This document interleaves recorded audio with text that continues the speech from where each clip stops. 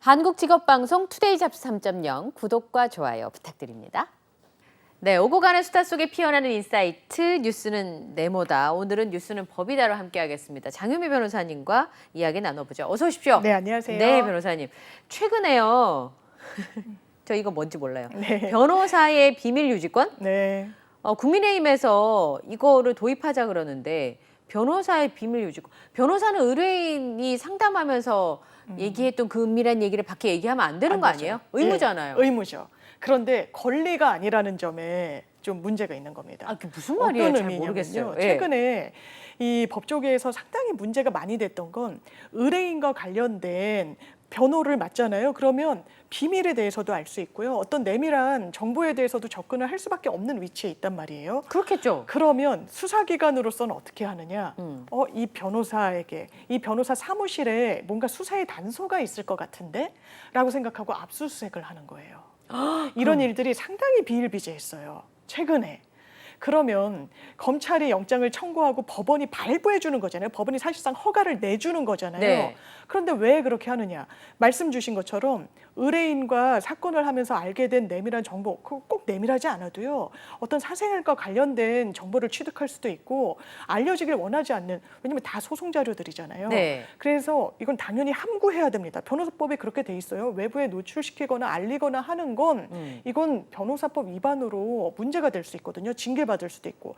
그런데 변호사가 그 정보를 갖고 있을 때 외부에 알리지 않을 권리도 법으로는 정해놔야 된다라는 겁니다. 이걸 변호사 비밀 유지권, 비니권이라는 말을 많이 하는데요. 예. 변호사가 의뢰인과 비밀리에 나눈 대화나 법률 조력 내용을 수사나 심지어 법원이 공개하라고 해도 거부할 수 있는 권리라는 부분에 초점이 맞춰져 있습니다.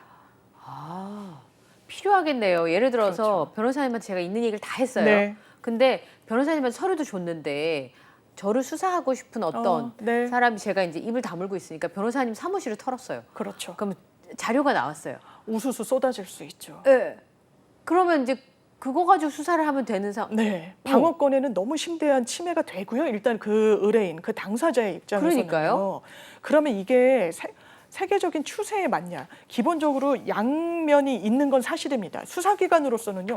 아니 법률에 그 처벌이 분명히 규정돼 있고 범죄를 저질른 것으로 보이는 정황이 그리고 그 근거가 변호사 사무실에 있을 것으로 아주 짐작이 미루어되는데 그러니까. 이걸 손 놓고 있는 것이 맞느냐? 네. 그럼에도 불구하고 이 변호인의 조력을 받을 권리라는 게 헌법상 명문화되어 있는 것인데 변호사를 믿고 다 맡기고 얘기하고 진술하고 한 정리된 내용을 변호사 사무실을 털면 손쉽게 수사기관에 간다는 게 이게 변호사의 조력을 받을 권리가 제대로 수행이 되는 게 맞느냐. 그러니까요. OECD 국가 36개 국가 중에요. 이런 변호사의 이 비밀 유지권을 인정하고 있지 않은 나라, 그러니까 권리로 규정해서 이 부분 압수수색과 관련한 한 제한을 두고 있지 않은 나라는 한국이 유일하다고 합니다. 뭐라고요? 네.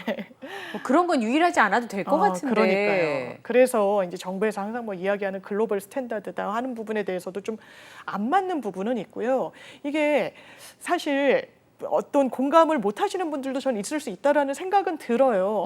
아니 이거 범죄를 다 캐야 되는 거 아니야? 그런데 적당한 그 범위라는 걸 항상 설정을 해야 되는데요. 이를테면 자기가 이거 판사님 아니 검사님 이거 가져가세요. 수사로 쓰셔도 됩니다. 단서로 하더라도요.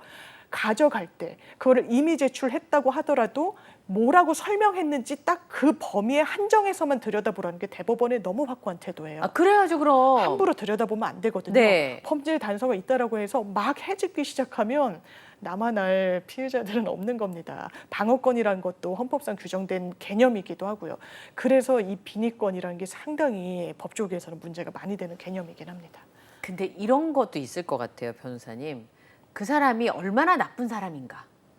예를 들어서 그 부산의 돌려차기 사건 그렇죠. 피의자처럼 진짜 나쁜 사람이다. 그러면 변호사 사무실 그 압수수색해서라도 증거를 찾아야 돼라고 사람들이 얘기할 수도 있고 예를 들어서 억울하게 누명을 쓴 사람도 있잖아요. 있죠. 예, 그리고 범죄 사실이 명확하지 않은 경우에 검찰의 입장에서는 수사를 하고 싶을 것이고 자신들이 믿는 신념대로 그러면 변호사 사무실을 압수수색을 하고 싶을 거고요. 네. 국민의 입장에서는 확 싫지도 않은데 맞아요. 저러다가 다른 사람들까지 별건까지 수사를 받는 네. 거 아니야? 이런 의심도 있을 수 있고. 맞습니다. 그래서 제가 최근에서 무죄를 받았던 케이스에서는요. 아이고.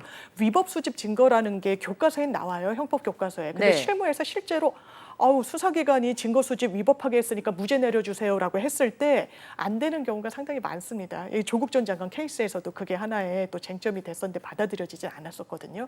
그런데 아까 말씀드린 검사가 이 피해 사실을 잘 헤아려주겠다고 했어요. 네. 당사자한테. 그래서 믿고 냈어요. 그걸 쭉 보다 보니까 핸드폰 자료였거든요. 근데 핸드폰엔 너무 많은 자료가 있잖아요. 거긴 뭐 거의 사람이 들어가 있는 네. 거랑 똑같은 거라면서요. 원래는 피해자 지위였단 말이에요. 네. 들여다보니까 이거 범죄 단서 같은데 딱 추출을 해서 보통 처음에 피해 구제를 원했을 때 했던 사건과는 전혀 관련이 없어요. 다른 거예요. 아예. 예, 완전 다른 거예요. 기소를 했어요. 영장 청구한 적 없었습니다. 이 증거물을 별도로 갖겠다고.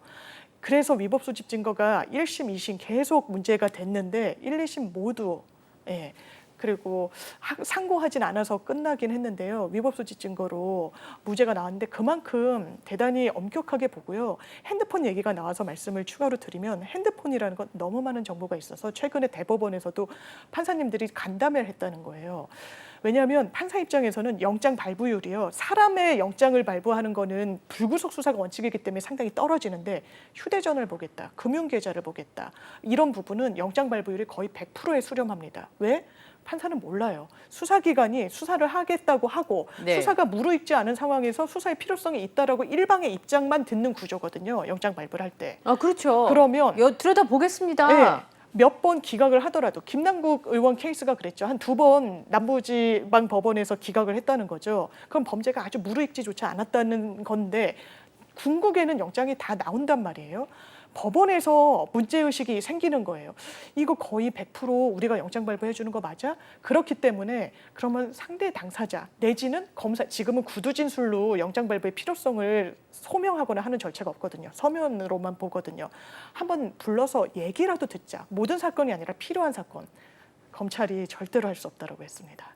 그러면 수사 비밀이 새어나갈 거라고 얘기한 거예요. 그렇죠. 그런데 판사도 이게 어빈 분들이잖아요. 전문적으로 다루고 이걸 우리가 세워나가게 부르겠냐는 거예요. 이를테면 뭐 가해자를 부르거나 수사 선상에 오른 사람을 우리가 부르겠냐.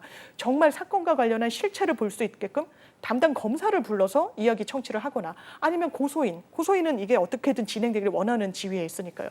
하겠다고 했는데 수사기관에서 검찰에서 절대로 안 된다라고 해서 그게 또 맞서고 있는 상황입니다.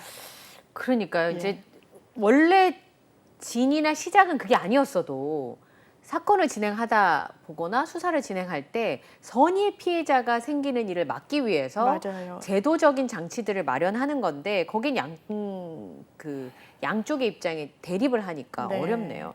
그거 어떻게 해야 되나? 우리나라만 없다는 건 다른 나라에서 한다는 건 필요하다라고 하고 생각하는 있다는 거죠. 거잖아요. 네. 예. 자, 오늘 뉴스는 법이다 이 얘기가 아니고요. 예. 오늘은요 대구로 한번 가보도록 하겠습니다. 성소수자 축제인 퀴어 문화 축제를 열기 위해서 이 단체에서 시위나 집회를 하겠다고 신고를 했어요. 신고를 했어요. 그래서 경찰에서 하라 그런 거죠. 네. 예. 그런데 경찰과 공무원이 대치하는 이상한 일이 그래서 어떤 분이 다시 봤대요. 진짜 경찰과 공무원이 대치한 게 맞아? 네. 게다가 시장이 홍준표 시장인데 이런 궁금증을 가지시는 분들이 계셔서 오늘 경찰과 대구시의 갈등이 심화되고 있는 시위 집회에 관한 법률에 대해서 이야기를 좀 해보겠습니다. 집시법인데요. 제가 기억력이 없는 건가? 경찰과 공무원이 이렇게 대치해서 충돌한 적이 정말 유례가 없는 일이고요. 우리 PD님 못 봤대요.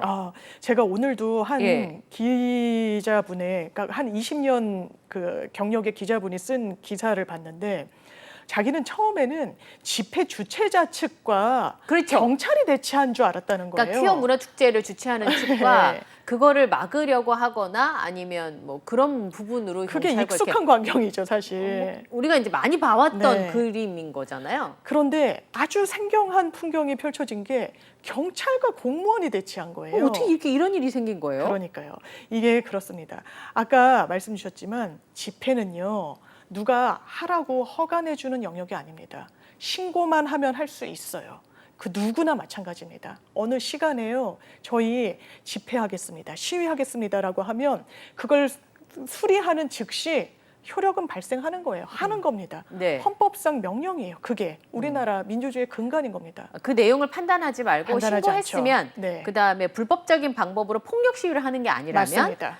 무조건 집회와 시위를 할 수 있도록 허가해줘라. 그렇죠. 집회라는 건 군집이 본인들의 어떤 의견 표명을 위해서 모여 있는 개념이고요. 군중 개념이고, 시위라는 건 이제 가도행진 등으로 그걸 외부적으로 알리는 개념입니다. 아, 모이는 건 집회, 그렇습니다. 움직임의 시위. 예, 집회와 시위 개념이 법률적으로는 다소 다른 부분이 있는데, 일단 이 대구 퀴어 축제를 주최하는 측에서는 우리는 집회 시위를 하겠습니다. 도로 2차선에 대해서는 시위도 예정돼 있어요. 우리 가도행진도 할 거예요.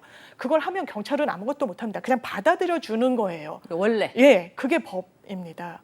그런데 일단 퀴어 축제라는 거에 대한 어떤 좀 불편한 정서가 전 여기에 당연히 깔려 있다라고는 생각합니다. 네, 터부시하시는 분들도 있죠. 왜냐하면 그렇기 때문에 이 집회 못하게 해주세요. 네. 이거 문제가 있습니다라고 법원에 가처분 신청이 들어갔어요. 한 차례. 네, 법원이 그렇게 할 수는 없다라고 그랬습니다. 받아들일 수 없다. 1년에 한 번 하는 어떤 시위성 성격이에요. 이 사람들이 그 집회의 기회를 놓치게 되면 본인들의 입장을 어떤 외부적으로 표출하는 데는 한계가 있다라는 겁니다. 1년에 한 번이라는 이 어떤 횟수가 무리하다고 보여지지도 않는다는 거예요. 허용이 됐습니다. 그리고 이게 안전관리를 피해서 현장에 나갔던 경찰 인력은 한 1,500명 정도라고 해요. 네. 그런데 이날이 주말이었는데요. 네. 홍준표 시장을 위시한 아마 다른 공무원분들은 주말에 이 현장에 나오고 싶었을까라는 생각도 다소 들기는 하는데, 네, 저라면 주말에 집에 가고 싶었을 네. 겁니다. 450명에서 뭐 언론 따라 다르긴 한데 500명까지 공무원분들도 그 현장에 나온 거죠. 나온 요지는 그렇습니다. 이거 할 수 없어. 이 시위 불법이야. 도로 조명 허가를 받지 않았어. 라는 건데 언뜻 들으면 이거 허가를 안 받았어? 그러니까. 예, 도로 조명 허가를 안 받아서 문제가 되나? 아, 그래서 막는 건가? 예. 그런데 집회 시위를 할 때 제가 알기로는 또 주변의 법조인들도 입을 모으기를 도로 조명 허가를 별도로 내는 경우는 거의 없습니다. 거의 없는 게 아니라 보질 못했습니다. 네. 왜냐하면 집회 시위의 성격이 아까 말씀드린 대로 가도행진도 내포돼 있고, 그러니까 이런 시위는 그 개념이기 도로 때문이에요. 이렇게 가도행진 하는 거를 말하는 거라면서요. 맞습니다. 이를테면 도로 조명 허가를 받는 건 어떤 제조물을 설치를 한다거나 할 때 일반 통행을 방해할 수가 있어서 도로법에 따라서는 그 부분을 막는 건데요. 그러면서 홍준표 시장이 이야기를 하기를 도로법 위반이다. 우리 행정 대집행하겠다라고 했어요. 행정 대집행이 뭐예요? 행정 대집행은요, 쉽게 생각하면 막 다 나가서 물건 끄집어내고 막 부동산 인도받고 이런 개념 비슷하다고 생각하시면 돼요. 집행이란 게 그런 개념입니다. 이게 상대가 이 대상이 물건이면 물건을 막 다 뭐 딱지 붙이고 이런 거를 집행한다 그러잖아요. 민사 개념에서는요. 네.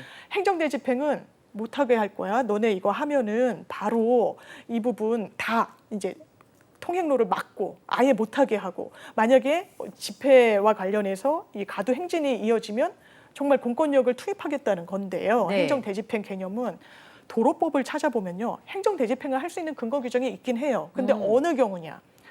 행정 대집행도요, 원래 행정법에 따르면요, 당신 이때까지 물건 빼지 않으면, 여기서 철거하지 않으면, 점유를 벗어나지 않으면 우리 바로 집행 들어갑니다라고 계고해야 됩니다. 알려줘야 돼요. 근데 이런 안내 절차 없이 할 수 있는 것이 도로법에 규정이 돼 있는데, 어느 경우냐면 도로를 점유하고 있고 불법적으로 침탈하고 있는데 그게 반복적이고 상습적인 경우라고 돼 있어요. 뭐 예를 들어 사유지에다가 네. 시위를 계속한다든지 뭘 세워놓고, 네. 근데 하지 마세요라고 여러 번 얘기했는데 안 나가고, 이렇게 하면 뭐 이렇게 물건 빼겠습니다까지 얘기했는데도 안 나가면 그럼 가져갈 수 있다. 이를테면 재개발, 재건축 같은 걸 할 때 알박기를 하고 계속 계고하고 이러는데 하지 않는다. 네. 그러면 굉장히 공권력이 투입되고 문제가 되죠. 물리력도 막 행사가 되고. 그런데 안 해도 되는 그 규정에 그러면 이 대구 퀴어 축제가 해당하느냐? 상습적이고 반복적인 도로 점거의 요건을 해당하지 않습니다. 1년에 한 번 한다면서요? 1년에 한 번 하는 거예요. 그러니까 법을 거론하는 것 자체가 적용이 상당히 자의적이라는 생각을 지우기가 좀 어려운 부분이 있습니다. 네. 그런데 대구시, 제가 어제도 말씀드렸지만 홍준표 검사셨잖아요, 네. 이분이. 대구시에서 주장하는 건 뭐냐면 집회 시위 신고를 하고 지자체로부터 저명 허가를 받아야 된다. 그래서 처음에 우리 여기다 시위하고 집회를 할 거니까요. 버스를 우회해 주세요라고 네. 요청을 했다면서요. 네. 우리가 보니까 이게 뭐 별로 네. 공공성이 없어요. 네. 그래서 그렇게는 못 하겠는데요. 네. 라고 했다면서요. 맞습니다. 법원도 홍준표 시장 말에 따르면 그래요. 불법 도로 조명까지 허가한 건 아니다라는 건데요. 이거는 법원이 가처분을 기각하면서 한 취지와 좀 다르기도 하고요. 제가 말씀드린 대로 집회 시위는 기본적으로 신고제입니다. 이건 흔들리지 않는 사실이에요. 아. 그런데 도로 조명 허가잖아요. 아, 허가제로 하는 거는 대법원이 헌법재판소가 항상 판시하는 내용이 있습니다. 네. 집회 시위는요, 내용에 대해서도 사전 검열하면 안 되고요. 무슨 내용으로 할지 그건 자유예요. 그렇죠. 자유죠. 극우적인 어떤 표방을 할 수도 있고요. 극자적인 표방을 할 수도 있지만 네. 그건 그 사람들 자유입니다. 그건 국민들이 판단하는 거예요. 너무 무리한 주장을 하네. 네. 이런 부분들은요. 그렇죠. 그러고 이 부분은 그렇기 때문에 무조건 신고하면 수리하는 개념인데 도로조명 허가. 그래서 도로조명을 안 해주면 이건 사실 집회 시위 하지 말라는 거거든요. 그렇죠. 이거는 헌법에도 반하는 거고 헌법재판소, 대법원, 상권분립에서 행정부가 존중해야 되는 사법부의 입장과도 너무나 결이 다른 겁니다. 그러네요. 네. 그래서 이 허가를 받아야만 집회를 해주겠다는 건 사실상 집회를 허가제로 바꾸겠다는 개념이기 때문에요. 그렇군요. 이건 허용되지 않습니다. 근데 실제로 해운대구청에서 이 비슷한 일이 네. 있었다는데 도로 점용 허가를 내주지 않아서 축제가 취소되는 사례가 있었다면서요. 네, 있었더라고요. 최근에 있었고 이게 바로 전형적으로 집회 시위를 도로 점용 허가, 도로법을 근거로 사실상 허가제로 허용하지 않았다는 점 때문에 아마 헌법적으로 문제를 삼으면 이 부분은 헌법재판소가 이걸 막은 측에 손을 들어주기는 상당히 어려울 겁니다. 그래 보이는 부분이 있고 이게 하나의 리딩 케이스가 될 수는 없어요. 이거는 법 적용을 잘못했다고 보는 게 맞을 겁니다. 아. 부산 해운대구 같은 경우에는 기본적으로 저희가 이따가도 이야기하겠지만 집회 시위는 시간, 내용, 장소에 대한 사전적인 허가는 받는 대상이 아니에요. 네. 왜냐하면 집회 시위라는 게 아니면 본인의 목소리를 낼 수 없는 사람들이 있습니다. 소수자들이 있어요. 노동자들이 있고요. 그런 부분과 관련해서 못해, 안 돼, 도로를 점유해 할 수 없어라고 하면 이야기할 수 있는 창구가 없습니다. 사람들에게 이 사람들이 뭘 원하는지 어떤 유형적으로 눈으로 뭐 온라인상에서 하면 안 돼? 인터넷상에서 의견 개진할 수 있잖아. 한계가 있죠. 그래서 이런 부분이 굉장히 엄격하게 허용되고 있는 게 이게 뭐 다른 나라도 마찬가지인 거고요. 네. 네, 우리나라 역시 마찬가지인 겁니다. 그들의 주장이 불편하실 수도 있고 불편하실 수 있죠. 또 그들의 주장하는 방식도 불편할 수도 있습니다. 그렇지만 네. 그건 이제 여론이 형성이 되면 그런 그런 시위의 형태나 시위의 주장 내용이 좀 사그라들 수도 있겠지요. 그렇지만 국가 권력을 통해서 개인의 자유를 억압하는 건 하면 안 되고 내가 맞는 주장인데 국가의 주장과 배치될 수 네네. 있잖아요. 그럼 표출할 수 있는 방법이 그런 거밖에 없기 때문에 예전에 권위주의 시절에 민주주의를 주장하는 사람들의 주장이 옳았지만 그때는 법적으로 못하게 이렇게 막아놓거나 네. 뭐 폭력적으로 진압을 예, 하거나 예. 했었기 때문에 최소한 그들의 주장을 보호해주자라고 하는 취지로 내용도 검열하지 말고 방식도 검열하지 네. 말고 그리고 시간도 검열하지 말고 맞습니다. 우선은 얘기하게 해줘. 네. 판단은 판단은 듣는 사람들이 네. 할 거야. 라고 하는 게 네. 법의 취지라는 말씀이신 그렇습니다. 거죠. 다만 그런 부분은 있을 것 같아요. 또 오늘 집회하네, 데모하네, 불편해. 그리고 이게 폭력 시위로 번지는 경우도 왕왕 보잖아요. 네. 그러면 너무나 당연하지만 이건 집회 시위가 보장하는 범주는 아닌 겁니다. 폭력 시위를 넘어가게 되면. 그렇죠. 그러면 이게 공무집행 방해는 일반 업무 방해보다는 대상이 다르잖아요. 네. 공무를 집행하는 공권력의 주체자한테 폭력으로 대항하는 거잖아요. 예. 왜냐하면 공무집행 방해의 요건은 위력 위계가 있습니다. 속이는 건 아니잖아요. 폭력 예. 집회가. 그러면 위력, 그러니까 물리력을 행사해서 공권력에 굉장히 좀 대치를 하게 된다라고 하는 건 공무집행 방해로 엄하게 처벌받아요. 가중해서 처벌받는 거거든요. 그래서 그거는 만약에 집회 시위가 합법적으로 시작했다가 나중에 불법성을 띠게 되면 네. 그건 당연히 법의 단죄를 받는 것이고요. 예. 아예 그 원점부터 시작점부터 불법이다 라고 이야기할 수는 없는 겁니다. 그럼 이번은 어떻게 되는 거예요? 공무원들이 공무집행 방해가 되는 거예요? 공무원은 이제 주최 측은 공무원이 아니기 때문에 공무집행 방해는 아니겠지만요. 이게 집시법 위반에는 해당할 수가 있을 것 같아요. 오히려 집회를 허가하지 않음으로 인해서. 공무원들이 집회 시위에 관한 법률을 위반하는. 그럴 수 있고요. 그게 경찰의 입장인 거고요. 경찰에 대해서 또 뭔가를 물리력을 행사했다거나 하면 그러면 대상이 주최 측이면은 공무집행 방해는 성립할 수가 없고 왜냐하면 대상자가 공무원이 아니기 때문에. 근데 경찰에 만약에 지금 발생한 상황은 아니지만 공무원들이 경찰에 어떤 정당한 공무집행을 엄청나게 위력으로서 방해했다라고 하면 위력으로? 네, 그게 또 공무집행 방해가 될 수 있는 거죠. 그런데 그 상황까지는 발생하지 않았지만 홍준표 또 대구시장이 그런 이야기 하더라고요. 아니 법을 알아도 대구 경찰청장이 잘 알겠냐 내가 더 잘 알겠냐라고 하는데 이거는 본인이 검사를 했다라고 해서 경찰분보다 법리에 대해 더 밝다는 거는 좀 오만한 생각이신 것 같고요. 그리고 좀 떠나신 지도 좀 됐죠? 그리고 최소한 이 사안에 대해서는 집회 시위에 관한 법률을 해석하는 경찰 측의 어떤 유권 해석이 좀 더 많은 법조인들의 지지를 받는 것 같습니다. 이런 것도 있던데요. 네. 홍준표 시장이 시장이잖아요. 경찰은 이 지자체장 관할 아래 아닙니까? 그러면 경찰청장을 가만두지 않겠다 이렇게 하면 어떻게 되는 거예요? 이 부분이 사실 인사권을 행사하거나 그렇진 않고 분리돼 있긴 하지만 왜냐하면 우리나라에서는 이제 지방자치경찰제가 아니라 지방자치경찰제는 행정안전부 행정안전부 이제 직할로 돼 네. 있어서 그렇지만 사실 지금 이제 정권의 뭐랄까요 영향이랄까요 이런 부분도 사실 신경을 안 쓸 수는 없죠. 왜냐하면 집권 여당에서 집시법을 개정하겠다고 엄청 이야기를 많이 했습니다. 그중에 내용 중에 하나는요. 불법 시위 전력에 있는 사람들은 집회 못하게 하겠다는 내용이 처음에 있었어요. 나중에는 선언적 의미다, 정치적인 의미였다라고 얘기하지만 안 그랬습니다. 처음에 대단히 구체적으로 얘기를 했었거든요. 근데 그런 게 바로 허가제가 될 수 있는 거고요. 아까 말씀드린. 그리고 불법 시위 전력이란 걸 어떻게 또 판별을 할 겁니까? 이를테면 단체로 하잖아요. 집회 시위를. 뭐 언론 노조다, 뭐 민노총 산하의 금속 노조다. 그러면 집시법을 어겼던 조합원이 참여를 하면은 아예 그 단체 시위를 못하게 하겠다는 건지. 이게 대단히 애매하거든요. 그래서 이게 설왕설래가 있고 문제가 됐던 건데 그러니까 이 부분에 대해서도 사실은 선언적 구호에 불과한 거다라고 약간 한 발 물러섰지만 일단 이번 정부의 노동, 연금, 교육 이 3대 개혁 과제 중에 노동이 굉장히 큰 축을 차지하고 있다 보니까 그 부분과 관련한 이제 집회 시위와 관련한 법률을 좀 손질하겠다라는 의지는 대단히 확고해 보입니다. 근데 서울에서도 퀴어 축제가 7월 1일부터 열리게 되거든요.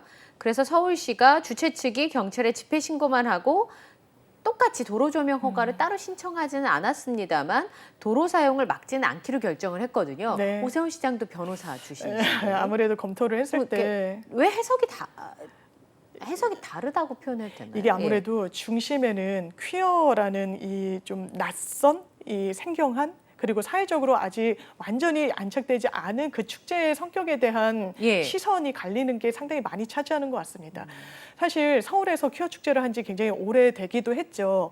그러면 서울시에서는 퀴어 축제도 허가를 해주고 제가 작년 같은 경우에 퀴어 축제 하는 날 퀴어 축제인지 모르고 이렇게 차를 몰고 식사를 하러 광화문 일대를 나간 적이 있어요.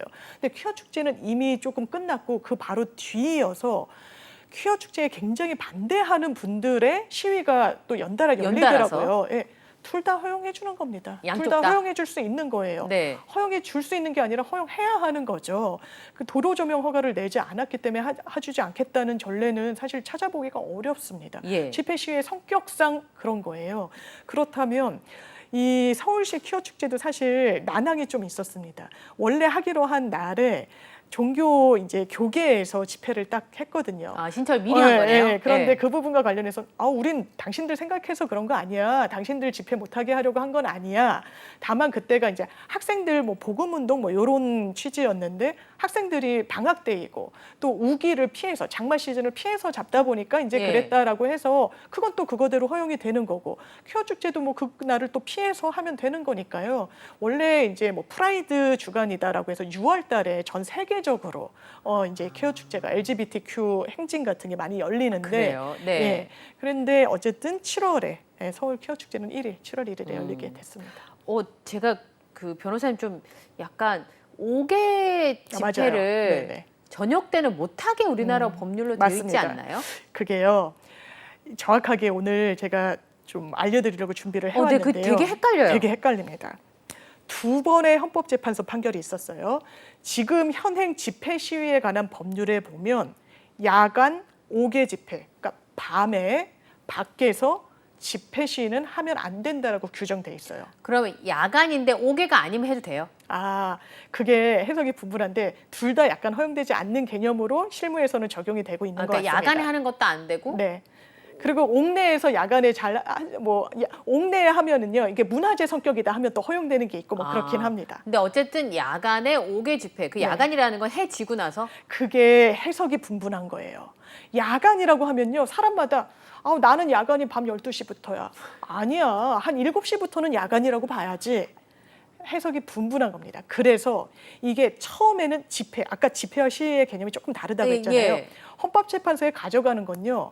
저희 둘이 헌법을 막 보다가 아니면 법률을 보다가 이거 헌법에 위반되는 것 같네. 이거 헌법재판소 좀 가져가 볼까? 이렇게 판단해 주지 않습니다. 그러면 안 돼요? 내가 이 법률의 직접적인 수범자여야 돼요. 그러니까 법률의 당사자여야 돼요. 이를테면 저 야간에 집회 좀 할게요. 그랬는데 안 돼. 야간 5개 집회는 허용되지 않으니까 라고 처분을 받으면 저는 이 처분의 당사자이기 때문에 받은 대상자이기 때문에 헌법재판소에 가져갈 수가 있는 거예요. 가져간 거예요. 2009년도에 결정이 한번 납니다. 이때는 집회였어요. 야간 5개 집회. 그런데 못하게 하니까 너무한 거 아닙니까? 예. 저녁 때는 집회할 수 있어야죠. 네. 그랬을 때 헌법재판소가 다수 의견으로 어떤 의견을 냈냐? 이거 헌법에 위반된다. 아까 말씀드린 것처럼요. 야간 5개 집회 일괄적으로 못하게 하는 건요. 내용에 대한 사전 검열 허용하지 않는 헌법 정신, 시간, 장소를 통제하는 부분 헌법적으로 허용되지 않는다.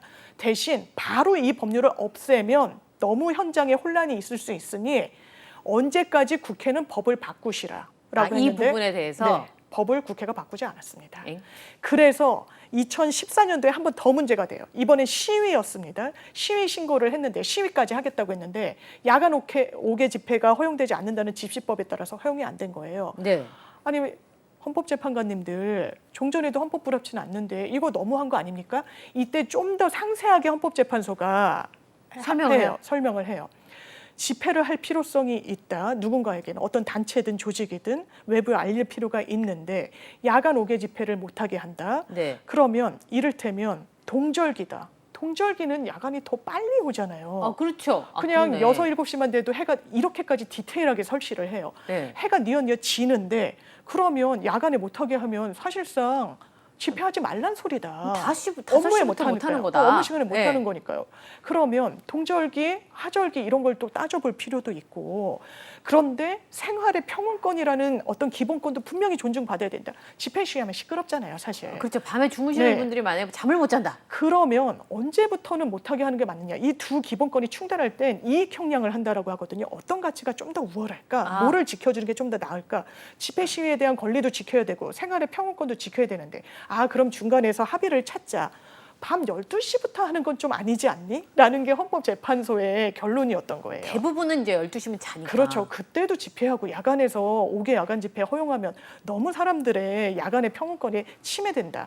가이드라인을 준 게 12시부터 6시까지는 하지 않는 게 낫겠다라는 것이었는데 그러면 그거대로 법을 바꿨느냐? 안 바꿨어요, 국회가. 그래서 이 부분과 관련해서 그 법은 사실 유명무실화됐죠. 헌법재판소에서 헌법 불합치 판결까지 냈는데 이 법이 존속한다고 보기는 어렵잖아요. 그러니까 유명무실하고 법의 공백으로 남았던 거예요. 그러니까 애매하니까 밤 12시가 넘어도 그냥 하는 거죠. 집회 시위를. 그리고 민도총이 최근에 이제 정부와 갈등을 겪었던 게 문화재 형식이었다고는 하지만 밤에도 이 광화문 광장에서 이제 취식을 했던 거예요. 네. 그럼 정부에서 이거 허용되지 않는 야간 5개 집회다라고 했는데 야간 5개 집회는 이거 실기한 거 아니야? 이미 없어진 법 아니야? 이게 법이 공백이 있고 구멍이 있다 보니까 상당히 이게 해결이 안 되고 있는 상황입니다. 헌법재판소에서 바꾸라고 했는데 안 바꿨어요. 네. 그래서 이전 법은 그대로 있으니까 어떤 사람은 이전 법대로 계속 적용을 하려고 그러고. 네. 아니 또 그 부분에 대해서 불만이 있으신 분들은 헌법재판소에서 불합치 판결 났잖아요. 네. 근데 지금 그 법을 나한테 지금 적용하겠다는 거예요? 네. 이러면서 싸우니까 저처럼 다 기억 못하는 사람은 헷갈리는 거예요. 헷갈려요. 저도 헷갈려요. 12시는 하지 마는 건가? 해지고 나서 하지 말라고 그랬는데 이제 이렇게 되는 거죠. 맞습니다. 오. 그래서 법의 개정이 좀 빨리 이루어져야 예. 되는 건 맞는 것 같습니다. 그러면 지금 현재로는 코에 걸면 코걸이, 귀에 걸면 귀걸이인가요? 지금도 정확하게 이 법을 해석하는 한 아까 말씀드린 마지막 헌법재판소의 판결은 한정위헌 판결이었는데 한정위헌은 이렇게 해석하는 한 위헌이야. 이게 뭐냐면 밤 12시 이전에도 야간 오개 집회 못하게 한다고 해석하면 그건 위헌이야 라는 판단을 한번 내린 거기 때문에 일단 법률적인 판단은 가이드라인이 세워져 있긴 합니다. 그러니까 밤에 12시 넘어서 새벽 6시까지 집회를 하는 거는 안 돼. 안 돼. 네, 그게 법의 해석이긴 한데 법률로 이게 담겨 있느냐? 아닙니다. 집회 시위에 관한 법률 개정이 그 뒤로 안 이루어졌기 때문에 그 조항은 어쨌든 사문화됐지만 살아는 있어요. 안 하는 거예요? 못 하는 거예요? 저는 국회가 좀 반성해야 되는 측면이 이런 데서 아니 드러나는 결정이 것 같습니다. 났으면 네. 하긴 뭐 그거 말고도 안 하시는 게 예. 꽤 많이 있으니까 제가 그냥 이 정도까지 하도록 하겠습니다. 예. 대통령실이 지난 13일부터 3주 동안 집회 시위 요건 및 제재 강화 추진 방안 여부를 두고 제3차 국민 참여 토론을 실시하고 있습니다. 이거 왜 하는 겁니까? 일단 국민들의 어떤 의견을 수렴해서 법을 개정하는 데 반영하겠다는 취지입니다. 아. 그 취지는 저는 좋은 것 같아요. 네. 집회 시위 개정을 어떻게 해야 되겠느냐. 일단 뭐 과거에 대통령실 그러니까 청와대 게시판에 이제 신문고가 있었는데 그 제도는 이제 사라졌고 네. 다만 유사하게 의견 수렴을 할 수 있는 사이트가 있는데 거기에 계속 올라온다는 거죠. 집회 시위와 관련한 문제 의식도 저는 수용할 필요가 있다고 생각합니다. 너무 시끄럽고요. 예, 너무 시끄럽고 너무 불편하고요. 불법으로 또 번지는 부분에 대해서는 당연히 경계를 해야 되고요. 그 어떤 중요한 그 형량을 하는 게 중요할 것 같은데 일단 집회 시위를 불편하게 보시는 시선도 분명히 있죠. 그러면 그 의견을 다 모아서 법에 녹여내겠다고 해서 지금 현재 집회 시위 요건 및 제재 강화 방안 추진 여부에 대해서 국민 여론 수렴 중이고요. 나중에 여론이 수렴되면 국민 참여 토론회도 예정하고 있다고 합니다. 그러니까 대법원에서 12시부터 6시까지는 하지 말았으면 좋겠어. 그게 좀 맞는 것 같아. 까지는 이제 결론을 내렸는데 네. 그러면 다른 건 불편한 게 없나요? 우리 사회에서 어느 정도까지 뭐 프랑스는 네. 아침에 지하철에 다 안 가도 자전거 타고 출근을 하면서 시위하는 거 그런가 보다 한다면서요. 뭐 네. 똘레랑스라고 네. 부르는. 근데 우리는 어디까지 수용을 할 것인가에 대해서 이야기를 해보자는 거죠. 그게 참 어려운 것 같아요. 내일이 될 때랑 남의 네. 일이 될 때랑 내 감정이 달라지니까요. 이를테면 전장현 같은 경우도 상당히 최근에 문제가 많이 되는데 이 과거 서울시장 체제에서 집회 시위 이런 어떤 본인들의 권리 향상을 위해서 참여하는 것도 이제 노동으로 인정해주겠다는 개념이 반영이 된 게 있습니다. 서울시의 조례 등을 통해 가지고. 근데 지금은 그걸 허용해줄 수 없다라는 거예요. 의견이 갈리죠. 아니 이것도 노동이라고 봐야 돼?라는 의견이 있을 수 있고 장애인이라는 그 특수성, 사회적 소수자로서 굉장히 의견 표명이 제한되고 교통권이 많이 불편할 수밖에 없는 상황을 같이 헤아려야 되는 거 아니야? 그래서 사회적인 성숙도가 타인에 대한 어떤 인정, 그렇지만 몰인정은 아닌 거잖아요. 모든 걸 헤아리는 건 아니고 그 중간선이 정말 중요한 것 같습니다. 예, 나일 때와 남의 일일 때, 네. 내 가족의 일일 때를 한번 맞습니다. 헤아려 보시면 좋겠습니다. 자, 오늘 뉴스는 법이다는요 장유미 변호사님과 이야기 나눴습니다. 오늘 말씀 고맙습니다. 감사합니다. 네.